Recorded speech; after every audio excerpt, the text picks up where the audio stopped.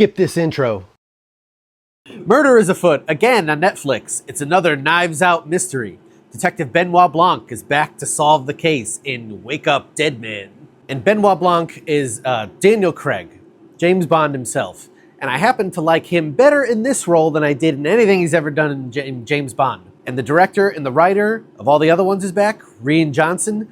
This is his true trilogy. He's done an excellent job with this. All is forgiven for the bad Star Wars movie. The whole story starts off with a young priest who throws hands with another priest. Not in that way. He used to be a boxer. So he apparently decks this other priest. And the catch here is that this priest who threw hands was a boxer who accidentally killed the guy in the ring. So why anybody would want to mess with that guy, I don't know. But because of this whole situation, he's kind of getting shipped off to this other parish to go keep an eye on a suspicious other priest. So apparently this other priest upstate is a real fucking asshole, and he's played by Josh Brolin, who seems to be in every movie nowadays. So anyway, this upstate asshole priest has got like a loyal clique of followers, and he's started to mess with them. But just as you're learning to hate the guy, he winds up with a knife in his back. So it's a classic like whodunit murder case. You've got the church lady, the new guy, the drunk doctor. You've got this influencer. You got this crippled lady rolling around. It could have been any of them. And it's a mystery movie that keeps you engaged.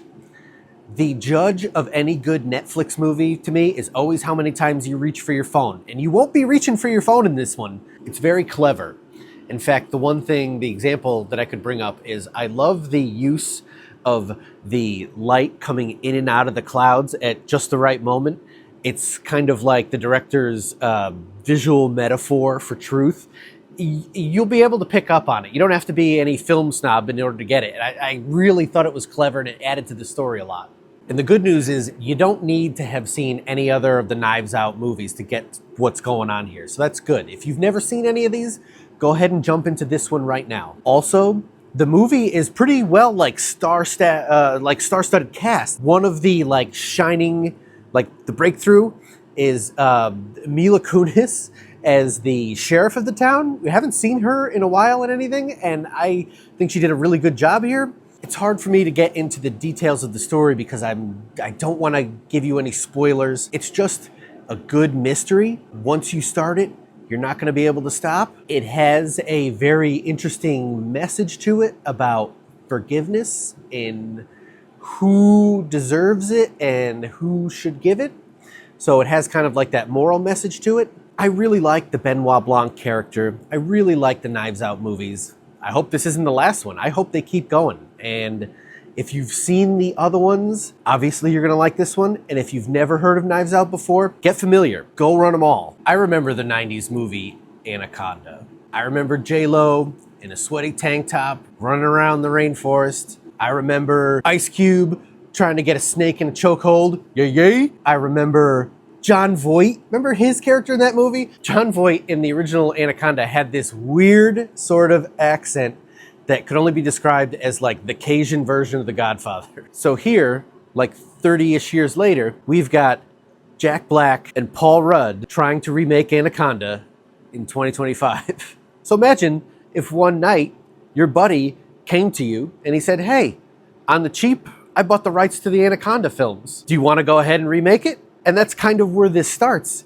Except this movie is not a straightforward remake of Anaconda.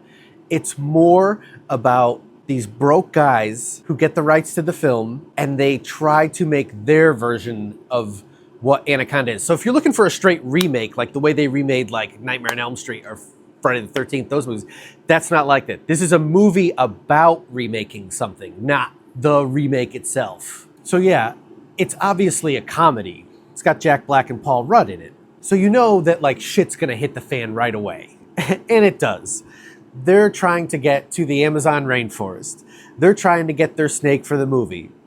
The snake winds up getting killed, which isn't a spoiler because they run into an even bigger anaconda that is the real problem in the movie. So the concept is kind of, imagine you're trying to film a movie while you yourself are on the run from the killer. The laughs aren't exactly over the top in the movie, But the good news is that the combo of Black and Rudd is so good that, like, that's a peanut butter and jelly that I want to see make other movies. Like, I really hope that if people kind of like Anaconda, if it catches on, like, it would be neat if these were the pair of guys who just kind of keep stumbling into rights of old movies to try to remake and get into trouble.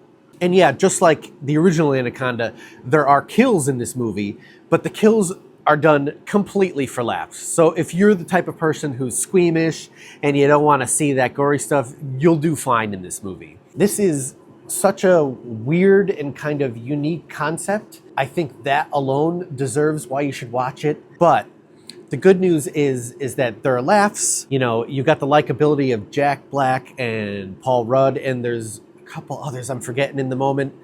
And the good news is that you get the cameos you want too. So stick around all the way to the end, and you're gonna see the people you want to see from Anaconda, just to, you know, wink and a nudge. But when this streams, because it's probably already gone from the theaters, I don't think, when I went to go see it, I think there were 2 people in the theater. It's worth seeing though. So wherever it winds up, give it a chance. Sometimes I wind up with a flashback movie by default. I order like a package of movies, and sure enough, one of them in there is something that I've never seen or heard of before. And that's how I wound up with Dangerous Game, a movie that has Harvey Keitel and Madonna in it. The movie is even directed by this like rough and tumble New York director that I like. His name is Abel Ferrara. And he's got a resume of like good movies. He did Bad Lieutenant, King of New York, The Driller Killer, and Miss 45. So, you know, I've never heard of this movie. Fucking A, I want to watch this. Look at my face. I'm not happy about watching this movie. So this movie is about making a movie. It's one of those movies, like if you've ever seen The Player from back in the day. So in the movie, Harvey Keitel's the director, Madonna's the star.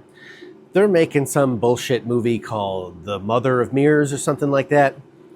And of course, Harvey Keitel's fucking around with his star. The leading man of the movie is doing way too much coke in order to get into this like streetcar named Desire. You know, oh God, I forget the guy's name in that Tennessee Williams play, but he's like, Stella. You know, he's really over the top. I mean, at least the good news for this is that in this movie, Madonna is at like peak gorgeousness. She looks fucking amazing in this movie, but she's really given nothing to do other than to like play a victim and thankfully get naked in one scene. Everybody spirals in this thing. Harvey Keitel confesses to his wife that he's having an affair. Bad enough of a situation. Where does he do it? At his wife's father's funeral. Nobody wants to hear that. And not for nothing, Harvey Keitel is a terrifying looking dude. Even at 85, I wouldn't want to mess with that man. And nobody in this movie appears to be having any fun at all. The movie is the movie within a movie that he's making is kind of like a director killing himself slowly because he knows his movie sucks. So maybe this is like art imitating life. As my buddy said, this cover to this movie looks like a bleeding asshole. And that would probably be a more apt description. It would be better. Dangerous Game is such a generic title.